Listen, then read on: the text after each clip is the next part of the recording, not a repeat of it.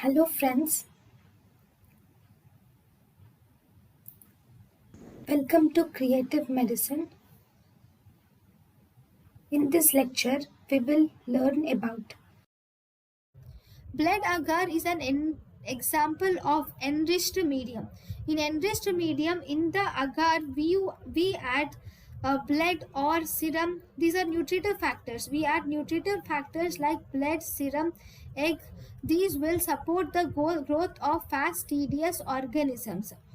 So if blood is added, this is called as blood agar. If serum is added, it is called as Loeffler's serum slope. And if egg is added, it is added in many like Petrov's medium for Mycobacterium tuberculosis, like that. Okay, thank you.